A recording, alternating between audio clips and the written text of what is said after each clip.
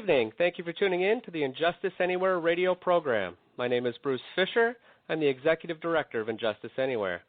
We are an all-volunteer organization working to correct wrongful convictions. We have now developed a network of websites all working to bring more attention to wrongful convictions. You can view our main website at injustice-anywhere.org. You can also Google Injustice Anywhere, and you should see our main website right there at the top of the page. We currently have 8 featured cases. Those cases are detailed on our homepage. When visiting, you will find links to Facebook and Twitter. Please like us on Facebook and follow us on Twitter in order to keep up to date with current events. Tonight, we will be discussing the Rodney Lincoln case with Rodney's daughter, Kay Lincoln. Rodney Lincoln is currently serving 2 life sentences for the murder of JoAnn Tate and the assault of Tate's 2 young daughters in April of 1982 in St. Louis, Missouri. Rodney has strongly proclaimed his innocence from the beginning, and information is now available that certainly makes a strong case for innocence. Sadly, Rodney has already spent 3 decades in prison. We will be taking calls in the final segment of the show. Please call in with any questions or comments you might have about the case or just to talk to Kay. The number here is 347-850-1478. I was happy to have had the opportunity to meet Rodney's daughter, Kay, at a recent Postcards in the Park event for the Jamie Snow case down in Bloomington, Illinois, my home state. Tim Alex from the Committee to Free Jamie Snow did an outstanding job once again of putting together that event. Hopefully Dateline's Keith Morrison takes notice of all the postcards coming his way. Jamie's case is one of those cases that certainly deserves national attention. Please visit freejamiesnow.com to learn more about his case. We also have that case featured on our website. I would now like to introduce tonight's guest to the show so we can get this discussion started about the Rodney Lincoln case. Hi, Kay. Welcome to the show. Well, hi, Bruce. Thanks for having me. Oh, very glad to have you here. We're new to this case, so it's not one of our featured cases. It's not a case that we've profiled, so it's one of those that we're going to need to start from the beginning and just go through step by step to get let our listeners get a good idea of what your father's case is all about and why you're fighting so hard for his freedom. Absolutely. I'll be happy to do that. Now, before we get started on all the details, how's your dad doing? I know you had mentioned on Facebook that he has a 70th birthday coming up next week. He's been in prison a long time. How's his health holding up? His health is actually better today than it was 10 years ago. I think that the newfound hope that he's had since this all started has done wonders for his health. Also, he quit smoking about 3 years ago, so that's done wonders as well. He gets on an exercise bike every day and does 30 to 45 minutes. He's doesn't have any really chronic health problems. He does have emphysema, but it's very mild. He's really healthy. He's upbeat. He's optimistic all the time. He is turning 70 next week, so there's always that concern in the back that he's getting up there, but he's doing really well health-wise. Now, at the end of the show, we'll give our listeners an address if they'd like to send him birthday cards, because I know you posted the address on Facebook, and we'll share that a little later in the show. How many children does Rodney have? He has 4. I have 4 2 kids. older brothers and a younger sister. Mm-hmm. And from what I've seen on social media and also what we saw in the news at his recent hearing at the end of last year, he has a great deal of family support. Absolutely, absolutely. He has, still living now, he has 2 brothers and a sister. He has several nieces and nephews, many, many grandchildren. And everyone is very supportive of him. And how has this ordeal affected your family? It's been so many years. I read you were 13 years old when you saw your father arrested right in your backyard. So you were just a kid at the time. How has this affected your family and then future generations? Well, obviously you have the loss of a parent as far as being physically in your life every day. Luckily, my dad has been able to do an incredible job of still being a parent from afar. He's always been interested. He's always stayed in touch. He's always gone that extra mile to make sure that he knew what was going on in our lives and as we grew in our children's lives. He can tell you could get on the phone with him today and he could rattle off birthdays and what's going on with each of his grandkids and what they're doing and who's engaged and who's married and who's having a baby. So he keeps in touch with the entire family. Yeah, definitely. And for a long time it was just letters, and now it's a lot more phone calls and a lot more visits. Some of the grandkids. Now, do you live nearby? Are you able to visit personally? Oh, yeah, I visit quite frequently. I live in St. Louis, and he's in Jeff City, so it's about a 2.5-hour drive. Okay, so you're not out of reach there, so you're able to visit. What are the visitation rules for him at that prison? You can have 3 people at a time. He can have up to 10 visits a month. The visits are 4 hours. They have 2 separate sessions each day that they have visits, but he can only have, 1 visit per day. Because of the crimes he was convicted of, he cannot have children under 18 on his visiting list. So, But that wasn't always the case. That just happened about 10 years ago. So before that, he was able to have grandkids come visit, and all of mine had visited him before those rules changed. And my oldest brother, all of his children had visited. But about 10 years ago, they took that privilege away from him. So he can no longer have the grandchildren visit until they're 18, but he can have 3 adults visit at a time. I asked the questions about the family because people need to realize that when these cases occur, they're not dealing with one person. There's so many people that are affected when wrongful convictions take place. And in a lot of situations, the family is not always there. So it's really a positive news to hear that your family has stayed so strong and stayed in contact, and you're standing together in support of your father. Yeah, it is. I know of other wrongful conviction cases, and you're right. It's not always the case. But he has always managed to, even at times, as we grew up, there were times when we didn't, as his kids, we didn't make the effort to stay in touch. But he always did. And then as right. Well, you were very young at the adults, time as well. Mm-hmm. You have to take that into consideration, you being 13 at the time of his arrest. You grew up basically seeing this process take all these years. When I was growing up, after he had filed his original appeals in 1986 and 1988, I believed that there was nothing more that could be done and that this would never change. So we were resigned to the fact that our father would be in prison for the rest of his life. Because in the first 20 years of his incarceration, there wasn't a lot that was done. There was no hope at that point. Exactly. No hope. It was resignation. Nope. Right. This was just the way it was.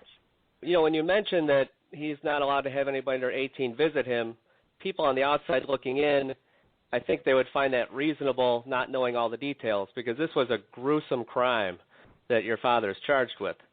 JoAnn Tate, she was found in a pool of blood, fatally stabbed in the chest and sexually assaulted. The killer delivered 10 stab wounds to her 7-year-old daughter and slashed a 4-year-old daughter's throat. Now, crimes of this nature put a lot of pressure on law enforcement to solve that crime. How did he draw the spotlight of the police? What was the first thing that put him on their radar? That's a very interesting question, because for the first full month after the attack, his name never came up. He was never mentioned. He was never in their focus at all. The day of the attack and for the entire month following, the 7-year-old child stated repeatedly, Bill did it. Bill did it. She named this person. She stated that she had gone to his house before and that he lived in Illinois near another family member that she mentioned, and that he drove them, that she had been to his house. He drove them to his house in an old yellow cab, that he now drives a white Pontiac, a white Oldsmobile, I'm sorry. She said that he now drives a white Oldsmobile. She stated several different things about this man, about the house where she had been, about his mother, about the area, and she insisted for a month, Bill did it, Bill did it, Bill did it. She also stated that, now, during the course of this month, the child was shown 4 photo lineups. The first one had 10 photos, the second one 11, and then 13, and then 12. And those were between April 27th and May 11th. And she never picked anyone out. There were several people named Bill in those photos, and people by other names as well. She never picked anyone out. On May 18th, they brought a composite artist to the child, or took the child to the artist, I'm not sure exactly. But they created a composite sketch, and they created the sketch because the child had said the man who did this looks like Dennis Smith, who was a family friend, but it's not him, but it looks like him. So they took a photograph of Dennis Smith, and they drew this as a composite sketch, and then asked the child, what do we need to change to make it look more like the killer? They then released this composite sketch to the media on May 21st. On May 22nd, the brother and sister of JoAnn Tate went to the police station, and they said, this looks familiar. We cannot place a name to the face, but it looks familiar. They were discussing this with the detective, and he had in his possession a diary or an address book, something of that nature, that belonged to JoAnn. And as he's reading through these names, the men's names in this diary, he came across the name Rod. And JoAnn's brother said, that's who that reminds me of. It looks like a guy she used to date named Rod, except the eyes should be a little different, the face should be longer and skinnier, but it looks like him. Well, that was the first time his name... This is the brother and sister making these comparisons? Yes, the brother and sister of JoAnn, her adult sibling. Basing what they remember the boyfriend Rod to look like compared to this composite sketch that was created using a picture of a family friend. Yes. Yes. Okay. And this composite of Dennis Smith, this composite in all reality looks exactly like the Polaroid photo of Dennis Smith. But that was never an issue because the child said it wasn't Dennis, it just looked like him. So they said, yes, it reminds me of, or Dan, her brother, said it reminds me of Rod. So they look in her diary, they find the name Rod, and they find a phone number. They call it. They speak with my grandmother because my dad wasn't home at the time. We were actually out fishing. And she says, yes, I have a son named Rod. I'll have him call. Well, when he called and he spoke with the detective, he gave them all of his information. They, his social, his name, his birth date. He said, yes, I knew JoAnn Tate. I know her daughters. I have heard what happened to her. No, I don't know anything about it. Well, when he gave them his information, and of course they ran a check on him, they found out that he had a record. Your father had a previous record. He had a previous record. He had a second-degree murder conviction. Totally different type of crime. He got in a bar fight and accidentally killed a man 10 years prior to this event. During a drunken bar fight? Yes, a drunken bar fight between two young, foolish, drunk men. And he served time for that crime? He did. He served 28 months.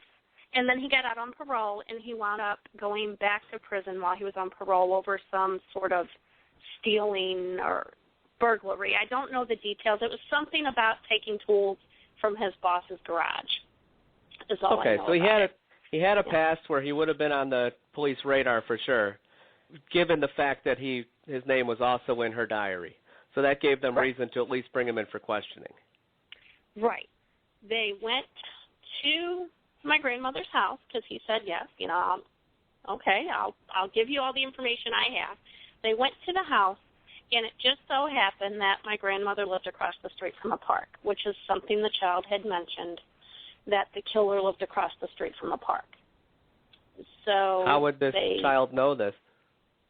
Well, because the child stated that she had been to the killer's house the year before, that she, her mother, and her sister had spent the night at the killer's house, and that he lived across the street from a park, that he lived across the bridge in Illinois, that they went downtown past the arch and crossed the river to get to this man's house. She was very specific in describing also that the man lived with his mother. She described the mother as being a very fat woman. She said that there were a dog, a cat, many puppies and kittens in this house. She specifically described the park in the area as being, the playground was surrounded by houses, and it was in the middle of a bunch of curvy streets. And she even drew a map eventually at her deposition of what she believed this area to look like. And she would have been 8 years old at that time? She was 7 at the time of the attack. Mm-hmm. Right. And so she was 8 years old when she gave this deposition? Yes. Yes. Was her account of the house and the park and the directions, were they accurate? They may have been accurate for the killer, but they were in no way even close to the description of my grandmother's, the area where my grandmother and my father lived, or the house, or my grandmother, or the animals in the house. What I told you what she described as being the killer's house. Right. Well, it happened that she had also spent the night at my father's house the year before, and my dad readily admitted that to the police and told them, yes, I took JoAnn and her kids to spend the night at my house. Because he was dating the victim at the time. Correct. Her mother. But my grandmother's house was across the street from the park, but it wasn't directly across the street. Grandma's house was in the middle of the block. The park was at the corner. The park across the street from my grandmother's house was on a square city block. All of the streets surrounding it were perfectly straight. The only street that had houses on it was the street my grandmother lived on. The other 3 sides of the park were surrounded by, on one side, a school, another side, a Coca-Cola bottling plant, and the third side was a parking lot for buses. And my grandmother's house had white siding with blue trim. Melissa described this house as being made of wood. My grandmother weighed about 75 pounds. She described the killer's mother as being very fat. My grandmother did have one small dog in her house, but no other animals, and this family had cats and kittens and puppies. But all of this was just kind of washed away and discounted by the time it got to trial. None of that mattered. This girl was attacked to the point of nearly dying, and she was 7 years old at the time. A severe traumatic event. Her mother was killed. Her sister was attacked at the same time. So a traumatic event like that, I wouldn't expect the child to have a very clear memory. And also, she may be mixing together a whole bunch of different memories that happened in her life leading up to that point to develop this fabricated story, because she got the park right, and after that it all went wrong. Absolutely. So as a child at that age, I don't think you can place any blame on the child, but you have to take, for getting the story wrong, but you have to take into consideration where the information came from and then give it a weight when it comes to whether or not it's incriminating or not. And I don't want to speak poorly on her mother at all. She was the victim of a horrendous crime. But I read that her diary included former husbands, 23 boyfriends, and some of them, it was suggested in the article, had a history of violence against her. Police found a hatchet stashed under her bed, suggesting that maybe she had feared for her own safety. Are there any details that would have sent police in many different directions for leads on this case? It sounds to me like she had a lot of acquaintances other than just dating your father at one point. Absolutely. She did have a lot of acquaintances. She had a lot more recent acquaintances than my father, and one in particular she had just recently broken up with within the month prior to her murder, and a neighbor and JoAnn's sister both told the police that this man had threatened her and that JoAnn was afraid of this man. In fact, JoAnn's sister stated to the police that JoAnn had confided to her that the man was violent and that he only liked sex anally or with little children. That was a neighbor? No, that was the sister. She said that to her sister. The neighbor stated that this man had told him that that he was using her for what he could get from her, and that when he was done with her, he would get her for everything she had done to him. He stated this to the police a couple times, the neighbor did. This ex-boyfriend, nowhere to be found after the murder. He did eventually come back to St. Louis about a week after the murder, and his story was that he had been in Texas working. He did pass a lie detector test. Okay, so he was investigated. Somewhat, yes. I mean, they say that they spoke with the man he was working for, who verified his claim that he was in Texas, but, you know, he was just one of many who initially, the day of the murder, was mentioned more than once. Okay. That, you know, But a month into their investigation, they were able to get a witness identification from the 7-year-old. And once they locked in on that, there was probably no looking anywhere else. Is that correct? That's absolutely correct. And in fact, I mean, the investigation probably stopped at that point. Oh, absolutely. Absolutely. And the day that they did get that identification of my father, you know, I mentioned earlier the amount of photos that were in the photo spreads that were shown prior to this composite sketch being released.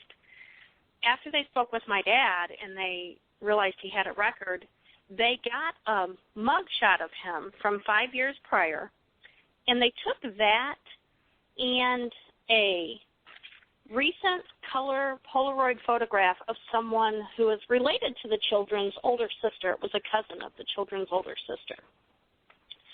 And they took those two photographs to where the children were staying. And before they showed, the children were staying with their grandmother at the time, and their grandmother testified at trial. And these are her words. This is what she testified that the detective said to the children before he showed them these two photographs.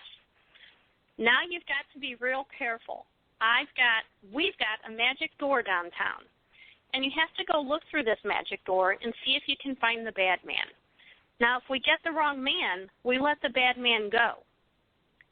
They never gave the child the option that the bad man wasn't in these pictures or wouldn't be behind that magic door. They simply told her she had to pick out the right person or the bad man was going to go free. And she'd already seen a photo of your father before the lineup? Yes. The detective told her this, and then he showed her these two photos. The color So they showed her a photo of your dad and then said, go pick this person out of a lineup. Absolutely correct. They gave her this information. They show her these two photos. She picks out the mugshot of my dad and says, that's him. The detective said, his name's not Bill. She said, I don't care, that's him. Within 2 hours after that being shown that photo, they had those kids downtown at a lineup. There were 4 men in this lineup. My father, 2 21-year-olds, and an 18-year-old. My dad was 37. The other now that 3 lineup, men in the lineup. Listeners can look at that lineup. It's at freerodneylincoln.com.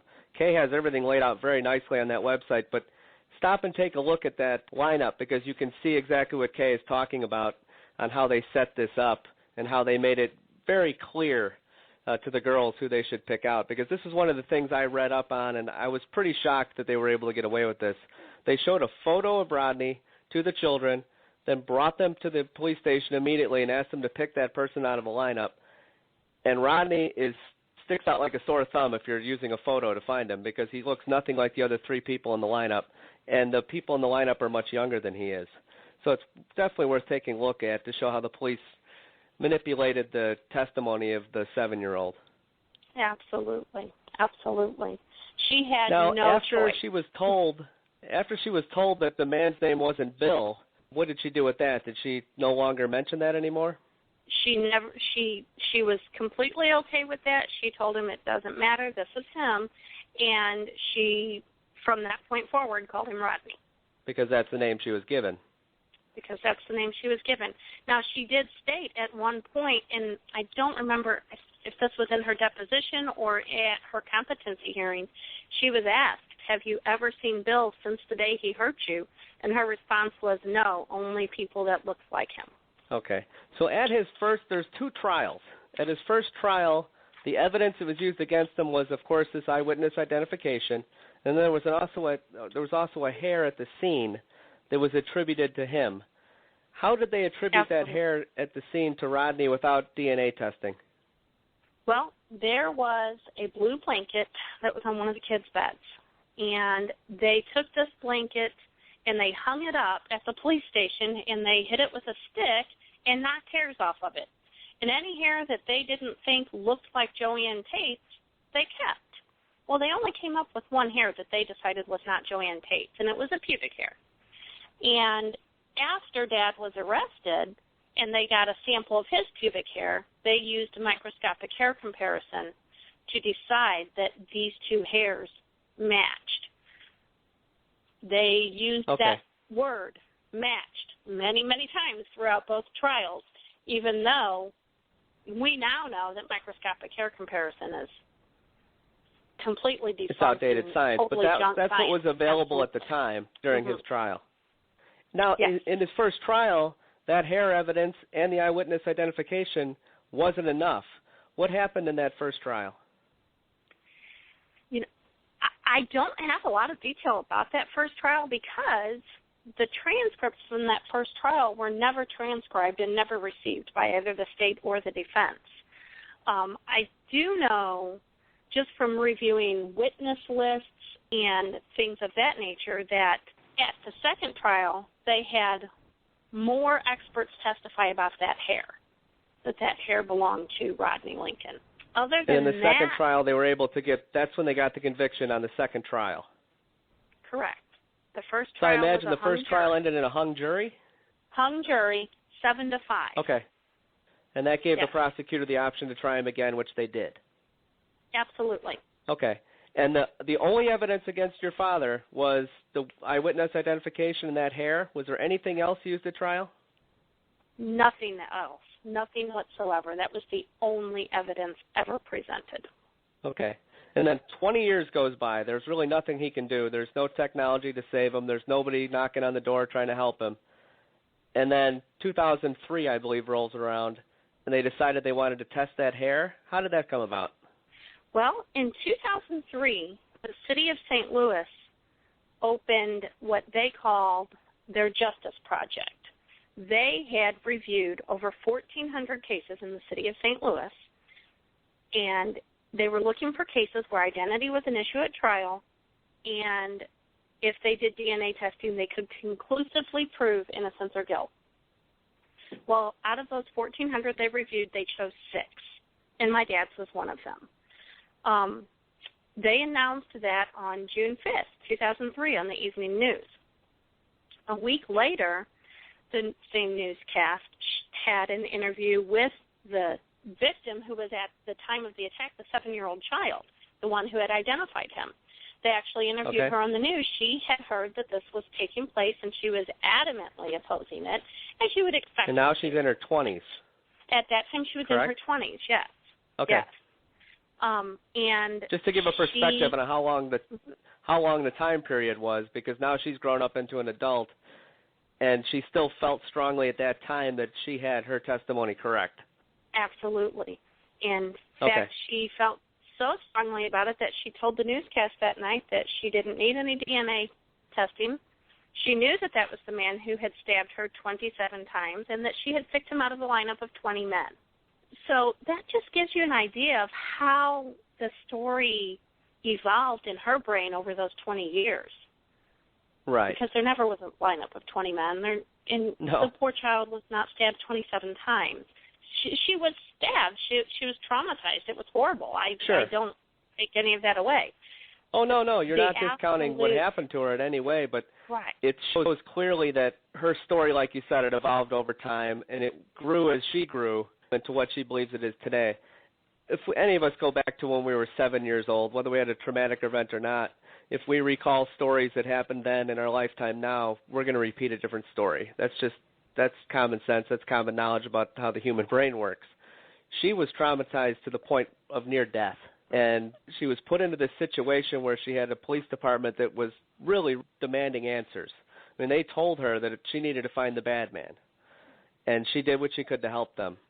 So even to this day, I have a hard time saying anything negative about that. I just feel that she was set down the wrong path. And absolutely. It's unfortunate how the police handled the investigation from the start that's caused this 3 decades of a nightmare situation for your dad. Now, in 2003, they tested the DNA, and what happened with those tests? Well, they didn't actually do any DNA testing in 2003. They said that they were going to review this case and see if it was one that fit the criteria that they could do DNA testing and conclusively prove innocence or guilt. Well, when the victim started verbally, publicly opposing this review, I think that they took another look at things, and they told us originally it would be about 6 to 8 weeks before they would have an answer for all of us. It took them about 10 months before they ever decided there was nothing there for them to test. And their reasoning behind this was one of the pieces of evidence collected at the crime scene was fingernail scrapings from under JoAnn's fingernails. And included in those fingernail scrapings was a small piece of tissue, which they believed to be human skin.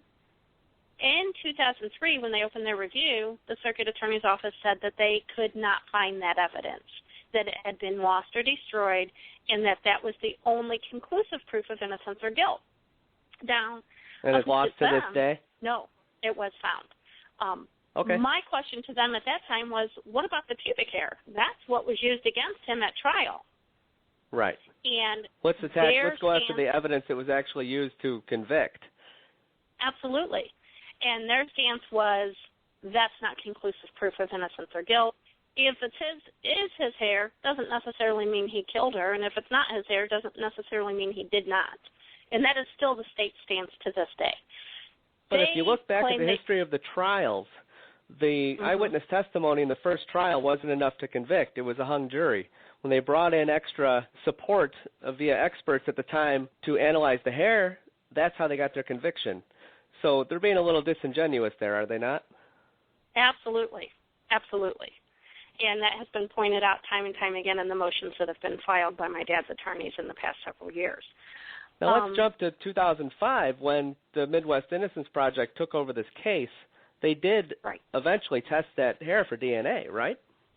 They did. They did finally accomplish having the DNA testing done in 2010. And it was not Rodney's.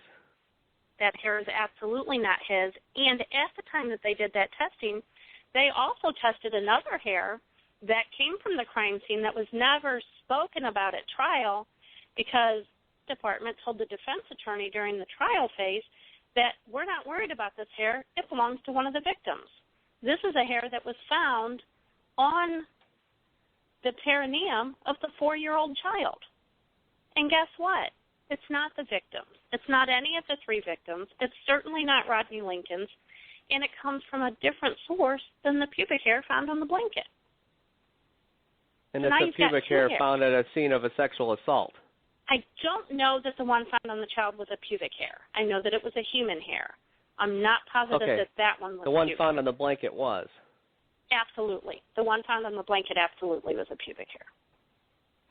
Now, to me, when I looked at this case and I saw the only piece of evidence at the crime scene anywhere to be found that was attributed to your father turned out not to be his, to me that should have opened the door for his freedom. But that was in 2010, and then I don't see anything really happening until 2013 when he got his evidentiary hearing. What happened in those 3 years? A lot of legal wrangling is what happened in those 3 years. A lot of delays by the state of Missouri. There was some additional testing, actually, that took place as well. So it wasn't all, I can't say it was all delays by the state. Midwest Innocence Project did request a continuance, a couple continuances as well, because they determined there were more items that needed to be tested. What they were looking for was hopefully to find blood on one of these items, many, many items of evidence taken from the scene. You would think with all of the stabbing and the slashing and the cutting that was going on, whoever did this probably cut himself at one point. They were hoping they could find the killer's blood on something. Unfortunately, now the knife was recovered from the scene, correct? There were several knives recovered from the scene. There was that were all used in the crime? Yes. And nothing on those murder weapons, the multiple murder weapons found at the scene, nothing at all was ever attributed to your father? Nothing whatsoever. There was a fingerprint on one murder weapon that they tried to say was his. They actually had a detective or a fingerprint technician gave them a report saying this partial print belongs to Rodney Lincoln. Well, when the defense was given that information, they sent that print to George Bonebrake, who was a retired fingerprint expert for the FBI, who sent back a report stating, no, that's not Rodney Lincoln's print. And this was given to the detective who identified the print during his deposition. Mr. Hampy, my dad's defense attorney, asks him about identifying this print. He says, yes, I identified the print as a partial print belonging to Rodney Lincoln. The defense attorney then asks him if he's familiar with George Bonebrake, if he knows who he is, if he ever worked or trained under him, and asks him if he knows that that print was sent to George Bonebrake. They then go off the record during the deposition. They come back on the record, and the detective withdraws his identification. He is no longer willing to testify that that print belongs to Rodney Lincoln. So it's not his print, but they were trying to push it through, and when pressured, they just dismissed it. Exactly. Was that ever researched any farther, how that came about? I don't. That's the extent that I know of. I don't know what else was done. I know they did try to identify that You're not print. generally going to find a defense attorney that's going to go digging for things that don't need to be looked up. So right. I didn't know if maybe personally you had known anything that went down there, because that's a sinister move. Yeah.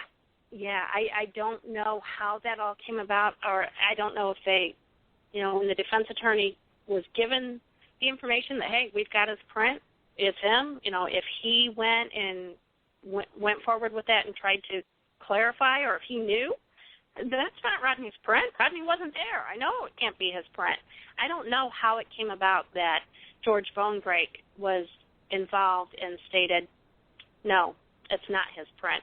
And that detective then refused to testify that it was. And they both entered a stipulation that it would not be brought up at trial. Neither side would bring up that print. That's and very that wasn't interesting the only to me. print found at the scene. There were several prints found at the scene. Some of them were identified as the victim or as her current boyfriend, who was not the one I mentioned previously, but she then had a new boyfriend who she was seeing.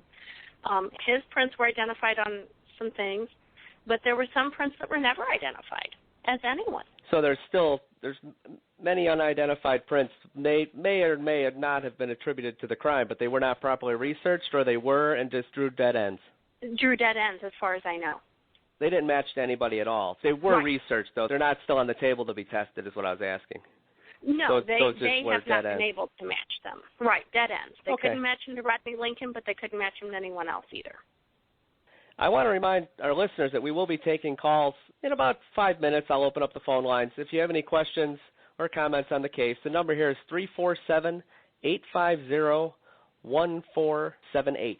That's 347-850-1478. We're going to take a short break here. I'd like to play an ad for one of our featured cases. And then when we come back, I'd like to discuss the evidence that the Midwest Innocence Project was asking to be tested. Every year, thousands of people go to jail because they simply had a poor excuse for a lawyer. Jamie Snow was one of the unlucky ones. He had a public defender who was later disbarred. Jamie Snow passed the lie detector test. Despite the fact the lead witness cannot identify Jamie in a lineup, it's interesting to see the DA's office refuses to reopen the case or dismiss the charges against him. We need your help. To learn more, please visit freejamiesnow.com. I encourage everybody to take a look at Jamie's case as well. So it's another one of those cases that needs our help. Now, let's take some phone calls if we can. The number here is 347-850-1478 if anybody has questions or comments. Now, Kay, you had mentioned that the Midwest Innocence Project had asked for a continuance so that they could request that more evidence be tested. Was that testing granted? Yes, it was. It was granted, and it was conducted. And their purpose, as I mentioned earlier, in testing the additional material was hoping to find some type of biological material left by the killer that they could show, look, we have this biological material. It's not Rodney Lincoln's, and we can identify it as someone else's, or at least if they could identify that there was unidentified biological material there that could not be attributed to the victims. Unfortunately, all of the items they tested for blood were all had the victim's blood on them. They could not find anything that did not belong to the victims. So that drew another dead end. Yes, it was basically another dead end. Okay. So what about the tissue sample that was under the fingernail? The fingernail scrapings they attempted the DNA testing on them in the 2010 testing, unfortunately, they were too degraded to get any type of DNA profile from them at all.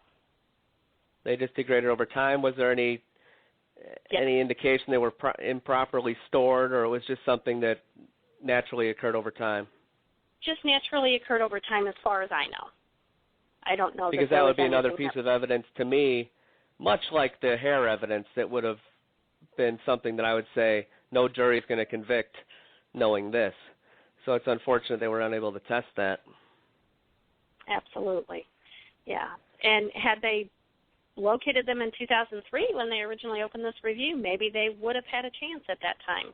They were not located until much later. I believe it was 2007 or 8 when they were finally located. Now, real quick, I know that most of the listeners here that followed the case were watching very closely during the evidentiary hearing in 2013, and I know hopes were high at that time. What was the reasoning that the judge gave for denying him a new hearing? Why didn't he get a new trial? What was her reasoning? Her reasoning was basically the exact same argument that the state has given, that hair is not conclusive proof of innocence or guilt. And so they're standing strong that the witness identification is holding this entire case together. Basically, but the hearing was only on the DNA evidence. There were no, they touched on the eyewitness identification, but the hearing was really only on the DNA. And that's basically, yes, what the judge is saying.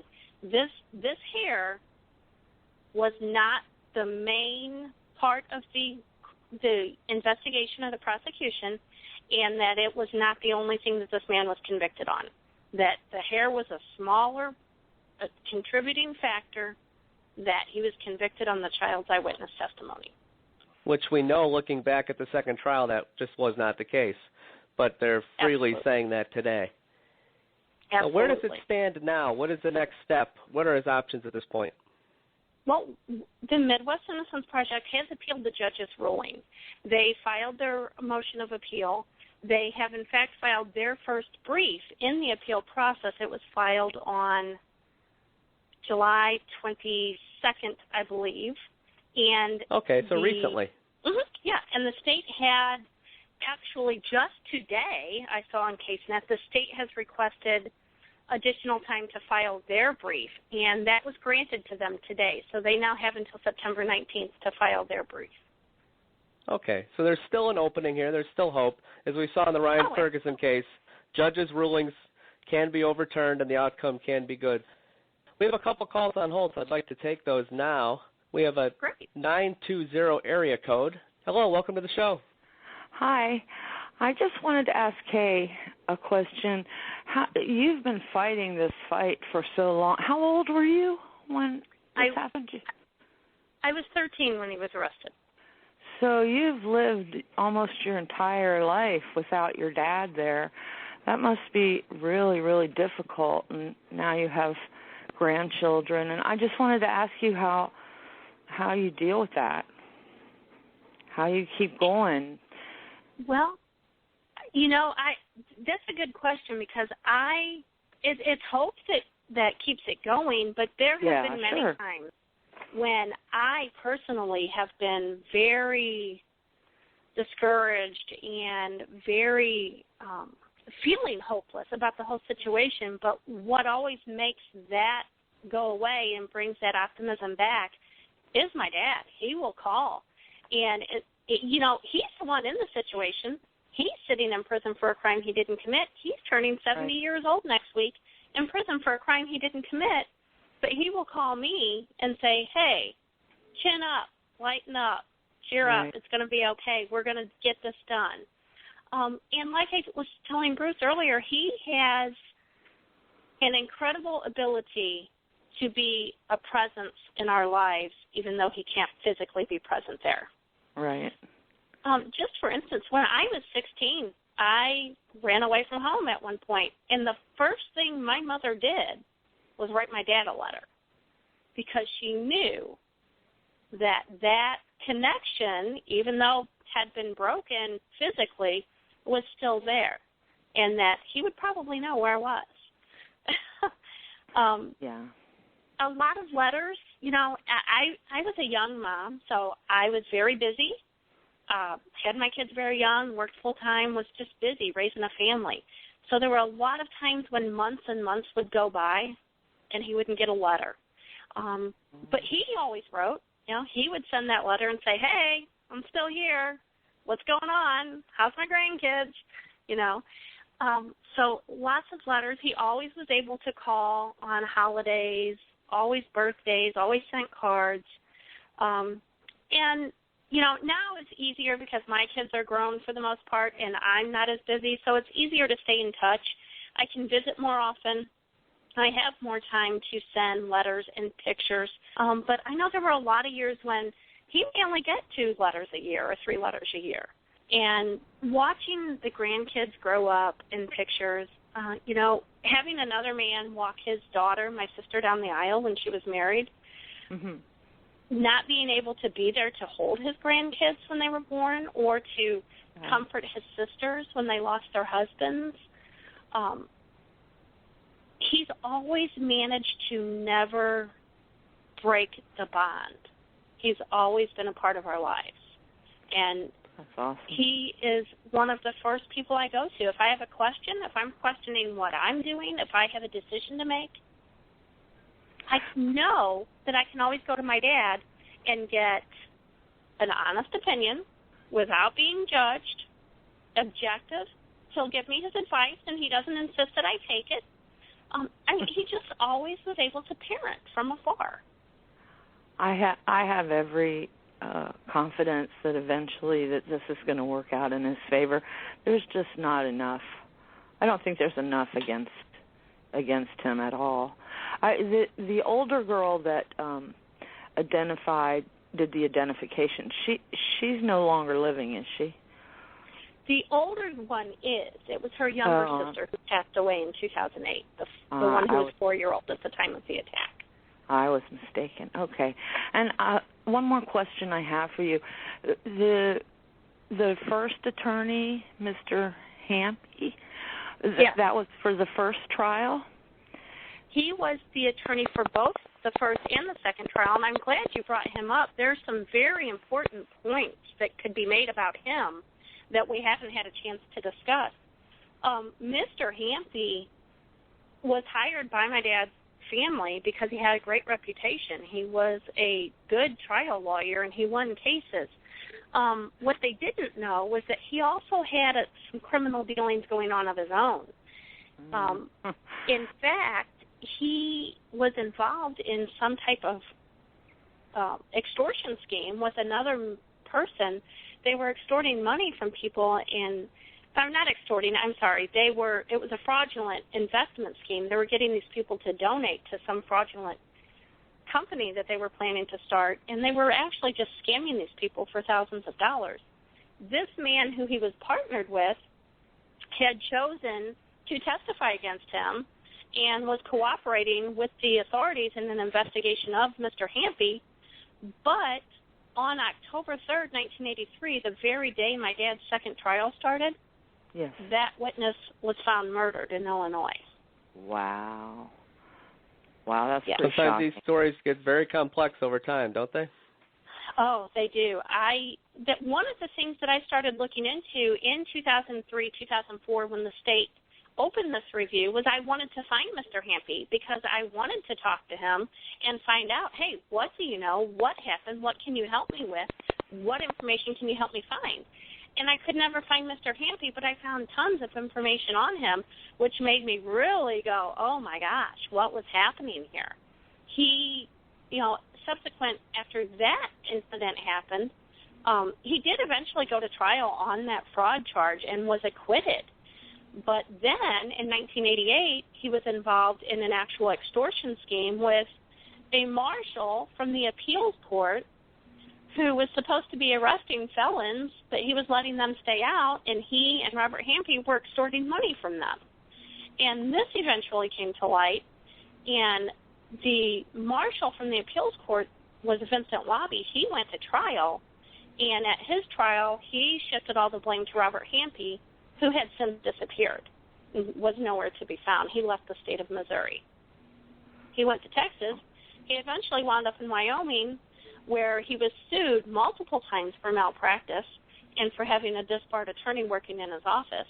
He was eventually disbarred in the state of Wyoming. He actually started a fraudulent company using his wife's name. This came to light during, I believe, their divorce proceedings. She eventually was cleared and got her name off of it, but that was just one of the many things he did in Wyoming that got him disbarred there. He is currently disbarred here in the state of Missouri. So he had a very long history of wrongdoing, and he ended up being your father's attorney for the first two trials. Wow. Absolutely. Or for the two only trials to this point. Right. Came to my dad at some point in between the first trial and the second trial, came to my dad with a contract he wanted him to sign for I don't remember if it was a book deal or a movie deal. I believe it was a book deal about the case. And he had contracted with somebody who wanted them to write this book about this case, and he wanted 25% of the proceeds from this book deal to go to my dad, 25% to him, and then 25%. He's a seedy guy. Yeah. Was there anything that was brought up at either of the two trials showing that he didn't properly do his job, that he didn't properly defend your father, or was the case just stacked against them based on the witness identification? It was simply based on the witness identification. We didn't know no one knew anything about this information about Robert Hampe until many years later. Okay. Now, Lori didn't introduce herself, but Lori is the caller here. She is a staunch advocate for Jeffrey Havard, another one of our featured cases. So I'll take a second here to plug his website, too, freejeffreyhavard.com. Very familiar with Jeffrey Havard's case. It's one of those cases, just like Jamie's case, just like Rodney, we need to stand up and bring some attention to these cases. So once again, that's freejeffreyhavard.com. Thanks for the call, Lori. Those are excellent questions, and it brought a lot of good information forward. So thank you very much. Thank you, Kay. Thank you. We have a couple more callers online here. So I'd like to go to a 901 area code. You've been holding quite a while. Thanks for your patience. You're on the air. Hey, this is Tam from Memphis. You said that you found there's a fingerprint on the murder weapon, but it's a partial print? Yes. Okay.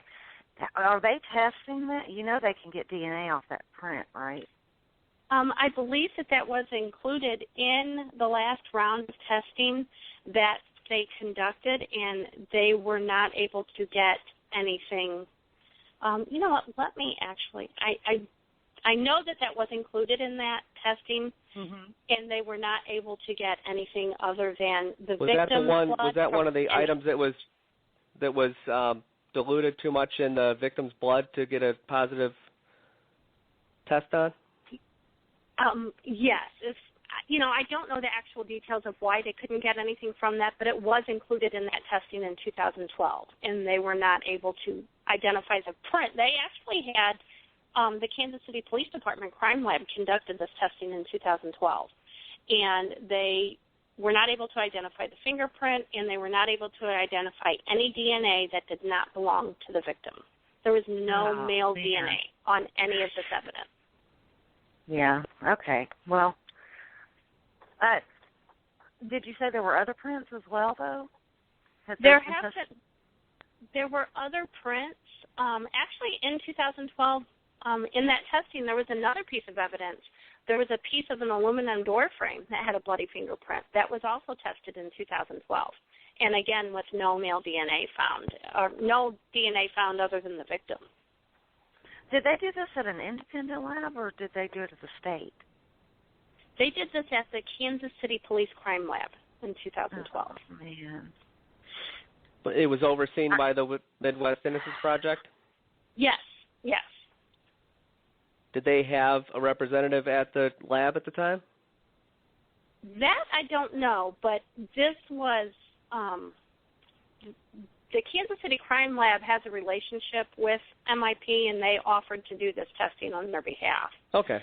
Whether or not they had someone there, I don't know. It was independent of the prosecution. No, this was not chosen by the prosecution.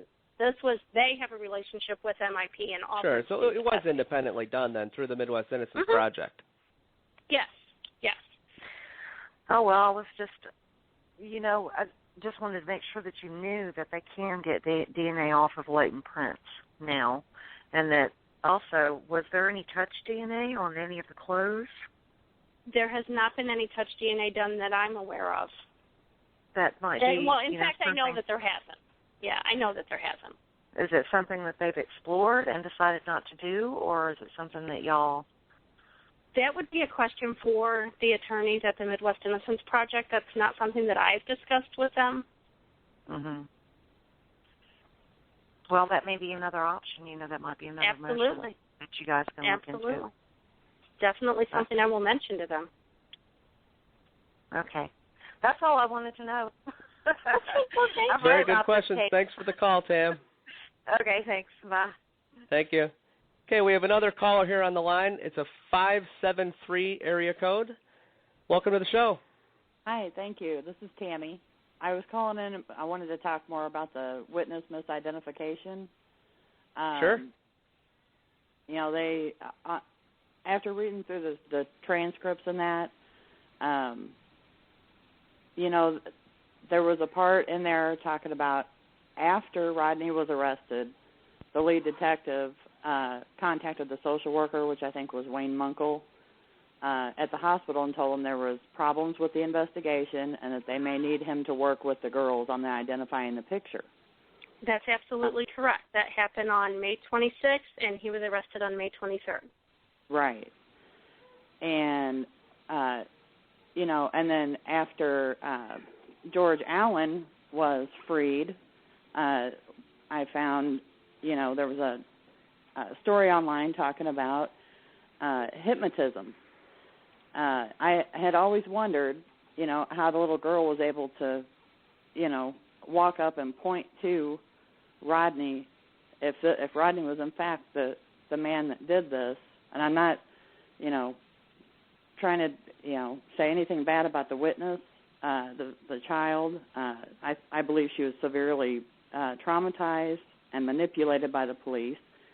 But how is she able to walk up to a man that just committed this horrific act, you know, in the courtroom? She was able to, they had her actually walk up to him and point to him.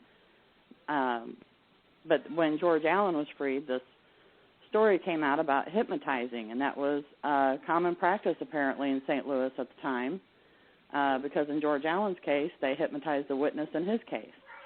So I do wonder if the child victim was hypnotized, if that's how she was able to do that, and is there any way to find out? Well, you know, that's a good question. That's something that I've thought about myself, especially after, just like you, reading the George Allen brief and the details of his case, and that's exactly what happened. And it's also, and the reason that I immediately thought, wow, did this happen, is because George Allen was arrested in the same, I mean, this was the St. Louis City Police Department, and he was arrested about 3 months before my father. His crime actually, his first trial ended in a hung jury, and he was convicted at a second trial. And everything in George Allen's case, the time frames are very, very close to my father's. So all of the same players were working in the police department and the prosecution office at that time. So the fact that the witness in his case was hypnotized brought to my mind also the question of, was this child hypnotized, and is that how she was so confident in her testimony? And also, like you said, how could they even expect a child who had been brutalized by this person to walk up to him and point him out? There has not been any indication in any of the materials that we have that she was hypnotized, but I tend to think that that wouldn't be in the records if it happened. Right. I don't know how to find out if she was, but it's certainly something that we should be looking for to find out if we can find that. And not only George Allen, but also Ellen Reasanover, who was also exonerated. She was one of the first exonerees I read about. She was St. Louis County, but she was also in the early 80s, and I recently read that a witness in her case was also hypnotized before the court, before testifying. So apparently it was a common practice, but we don't have any proof that that happened, but it's certainly something worth looking into. Right. Is there a way to find any of that? I mean, do does anybody know where to start with that? I honestly don't know. It's something that I will be discussing with his attorney, other than to look maybe for hypnotists who were in St. Louis at that time and just approach them directly and ask them, did they work for the police department? Right. I really don't know how else to go about doing that. Due to the time frame that we've had here. It's been 30 years, but it's something that hopefully maybe the attorneys can look into. It's an excellent, very interesting point to bring up about the case. So thank you for doing that, Tammy. You're welcome. Did you have another question? I just wanted to mention the identification. That was always also a part in the transcripts about Rodney. I don't think it actually was in the transcripts, actually, but Rodney's identification never was it mentioned that he's missing a finger. Oh, that's such a good point. I've said that myself so many times over the years. I don't know if you knew this either, Bruce, but my dad is missing the pinky finger on his right hand. I had no idea, but it's another excellent point to bring up that would have been certainly something that might have been noticed. And you would think, and I know as a parent, that small children would zone in on something like that immediately. Oh, my gosh, it was Mommy's friend who's missing a finger. Mm-hmm. You know, that's something that they would remember. If they obviously knew they might not have Rodney. seen it on the night of the event, but they would have been thinking back in their memory about her past acquaintances, and that would be something that would stick out in a child's mind. Mm-hmm. Absolutely. And Absolutely. I don't want to take up a whole lot of time. I know there's other callers waiting. I just wanted to bring up the identification.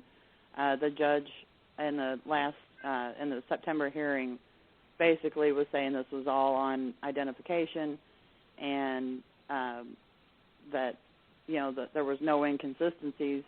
Well, if you read the transcripts, there are many inconsistencies, and I'm not blaming the girl. I'm just trying to bring up there was a lot of inconsistencies, and people, the authorities are ignoring that. Right. Her story changed multiple times, as you would expect from a 7-year-old girl who's trying to come up with a story to give to the police. Exactly. But it's not attacking the victim in any way to show the inconsistencies, because that is the evidence that has kept Rodney in prison all these years. So it does need to be highlighted. It's a very sensitive case, and I have sympathy for the victim. She's lost her mother, and over the time she's lost her sister. She went through a horrible event. But this is a gruesome case, and these were the details that put Rodney in prison, so they need to be discussed. Her testimony was all over the board. Right. Absolutely. Right.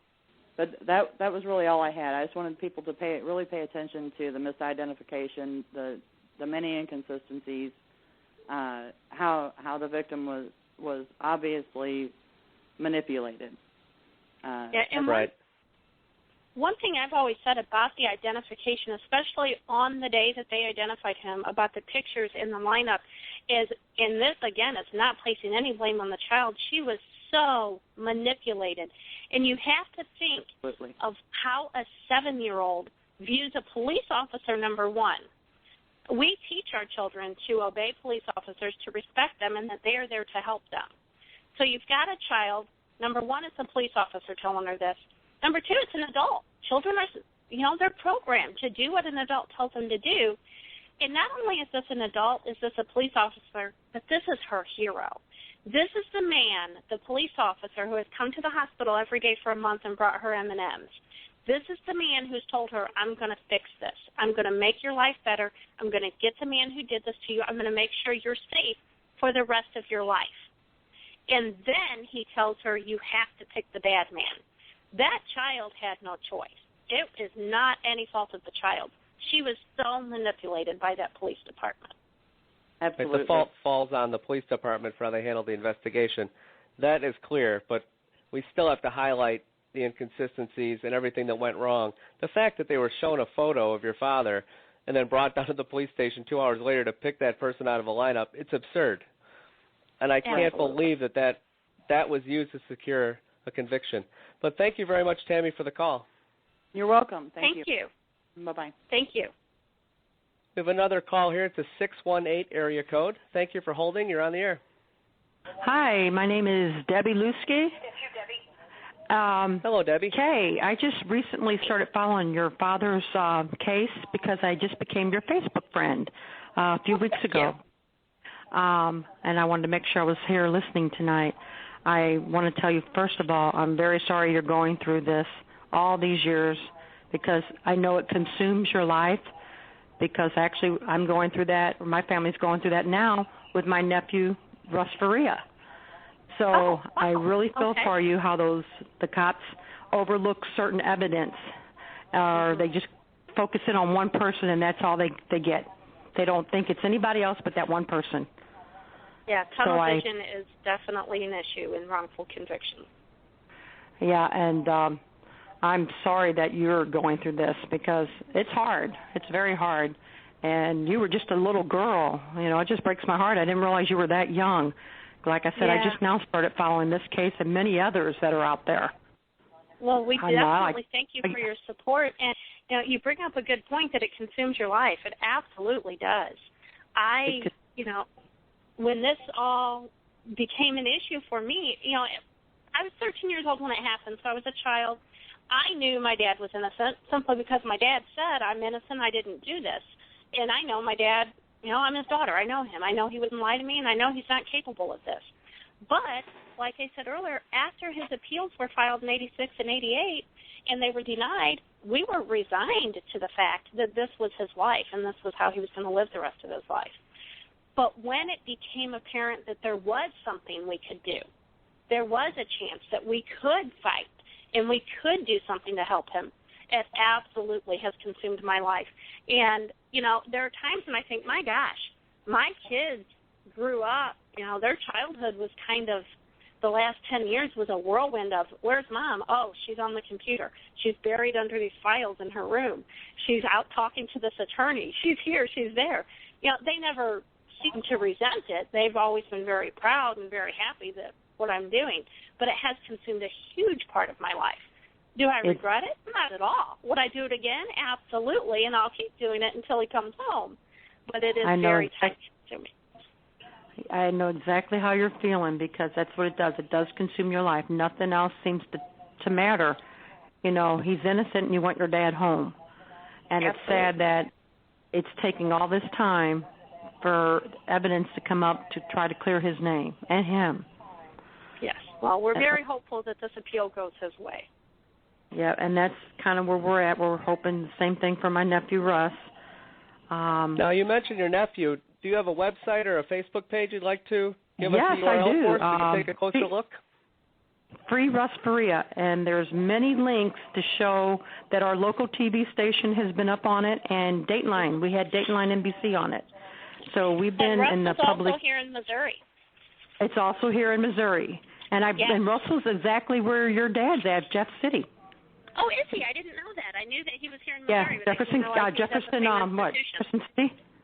Right. Jeff City. But it is we have an online forum that discusses many cases of wrongful conviction, and your nephew's case has been discussed pretty extensively on our forum at justiceanywhereforum.com.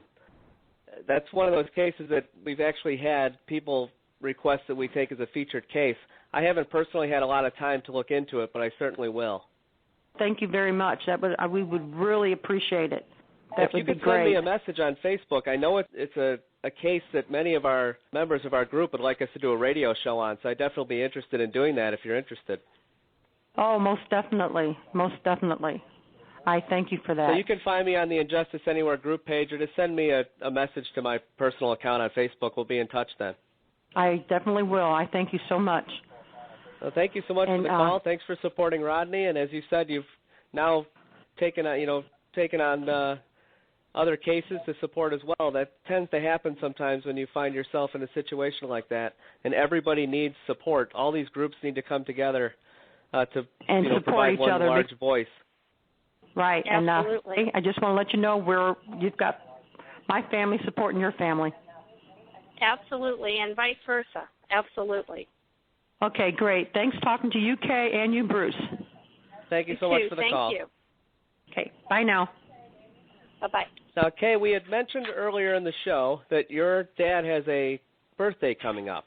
And you had posted you had posted an address on Facebook for anybody who'd like to send him a birthday card. Do you have that address handy? I do, absolutely. It is Rodney Lincoln. Anybody can get a pen and paper ready, we can write that down. And you can also give the Facebook page where they can find it as well. Absolutely.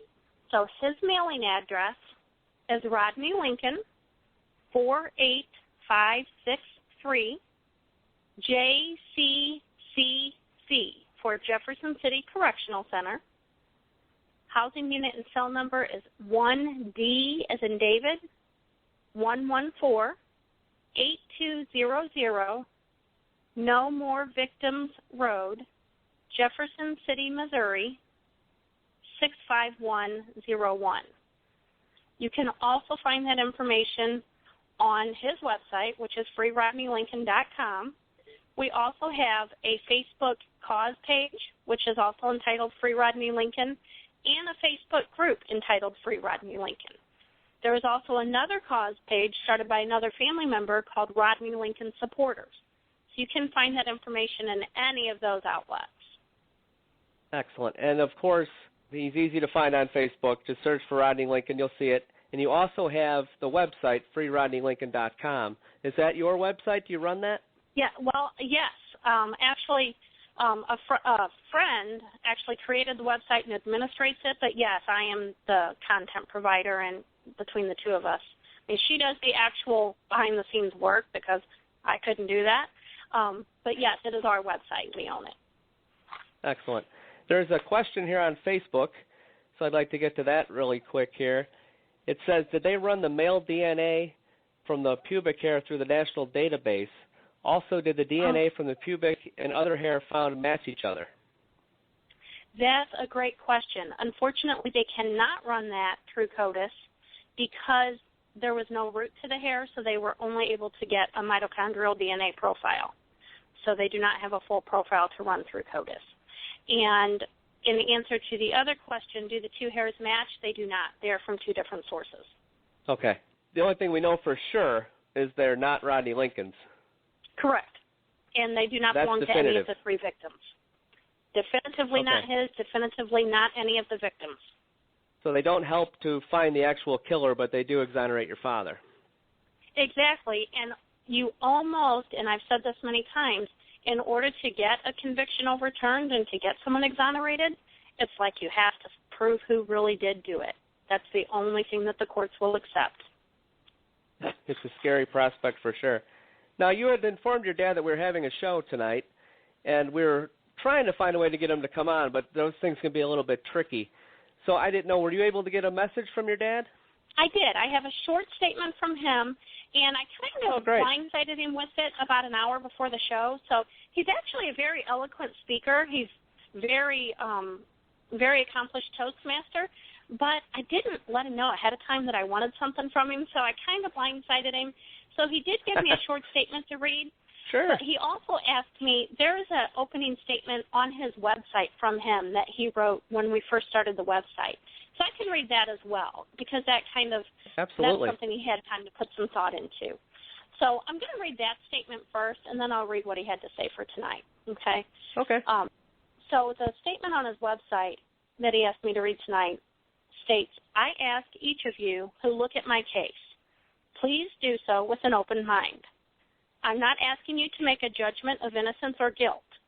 I'm asking you to look at the facts. Then look at the laws concerning those facts. The only judgment I'm asking you to consider is right or wrong, just or unjust. Answer these, and the question of innocence or guilt will be clear. This case is not unique. Read up on some other wrongful conviction cases like Ryan Ferguson and so many others. When you're well informed, then you decide. Are you going to do something, or are you going to do nothing? The choice is yours, but remember, so are the consequences. And his statement from tonight just stated that, Mr. Fisher, I appreciate you giving my daughter the opportunity to state the facts of this case and for giving your listeners the opportunity to hear the basics and the chance to research further. Again, thank you for the opportunity. It's very good to hear from your father. Those are both excellent statements. I think it's good to hear his words because it is a sensitive case. It's a gruesome crime. Along with his prior record, it makes it difficult for people to stop and actually take a look at it. But once you get people to look and they see the facts of the case, then it opens their eyes and they realize, hey, this guy's innocent. But you still have a roadblock there to get people just to stop and look. So the first step is to get as many people as we can to go visit freerodneylincoln.com and to take a look at the Facebook pages. Like Rodney said, he's not asking you to judge him innocent or guilty. He just wants you to look at the facts. I think that is a great statement to make. And hopefully this appeal that's currently pending will come through positively for your father, and this nightmare will finally come to an end. We're definitely praying that takes place. We definitely are. And that's one thing I would like to kind of just expound on what you just said, the emotions of this case. The emotions then, throughout the last 30 years and still now, are very high. And they're very high for everyone involved, not just my family, but also for JoAnn Tate's family. They are thoroughly convinced that the right man is in prison. So any support shown to my father, they take as a personal affront to them. And I feel for them for that, because that's not how it's meant.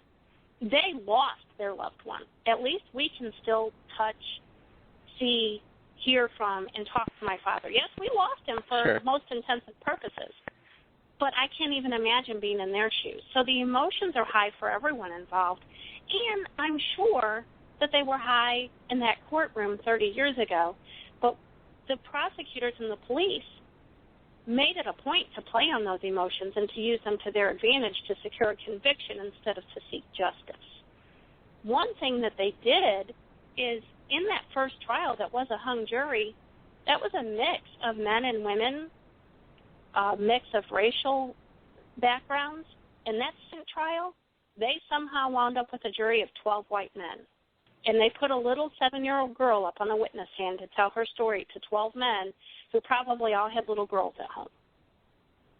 That's huge. Right. They certainly played on the emotions, but that's the nature of the case. Mm-hmm. Just because 2 of the victims were small children. And that's why, obviously, you're fighting an uphill battle. That's why I asked, with all the wrongdoings that came to light about Rodney's attorney, was there really anything that he failed to do in court in those 2 trials? Or was it just the fact that we didn't have the high-tech, the technology we have now to analyze the DNA? Sometimes it's just stacked against you. Absolutely. And, that's something I've discussed with the current attorneys, and they really don't feel that there was anything specific that Mr. Hampe did or didn't do that caused this case to end in a conviction. Like you, they believe it was more based on that child's testimony and the things that the state did to manipulate both her and the jury. Another thing that, if I can just mention this real quick, I know we're probably running out of time. Yeah, we're coming up on the clock here. We have about 5 minutes. Okay. The jury instructions that were given to the jury as they went to deliberate. In the first trial, and I just happened to find these by chance one day at the courthouse going through the boxes of information. I found the jury instructions, and all of the jury instructions, when they're given to the jury, are stamped. Given with a stamp, and the judge signs them. Well, I noticed that one of them was stamped refused. And I look at it, and it's instructions on eyewitness testimony. They refused to instruct the jury on eyewitness testimony in a case that hinged on eyewitness testimony. So that really got me wondering, why would they do that? So I go and I find the jury instructions for the second trial, and guess what jury instruction is not even included in the list to be given or refused? Is eyewitness testimony. It doesn't exist. They were never instructed at either trial. What do the current attorneys have to say about that? It's something that would be brought up at a habeas corpus proceeding if the appeal is denied and they move through a habeas corpus. Okay. So it's another option down the road. Hopefully it doesn't get to that point. But it's ridiculous that these 2 juries were not instructed about eyewitness testimony. Absolutely. A very good find on your part about that. It's hard to believe that you hear these things, and I have no idea how that happened in 2 trials. I don't know if it was related to the fact that the children were so young. I don't know how that could have possibly come about in 2 separate trials, that the jury was not instructed properly. I don't know. It's a very interesting point that I would think would be well worth researching further. Definitely.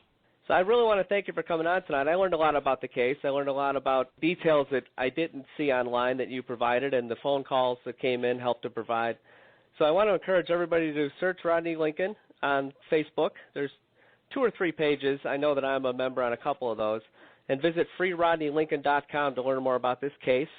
And we all have high hopes for the current appeal that's pending.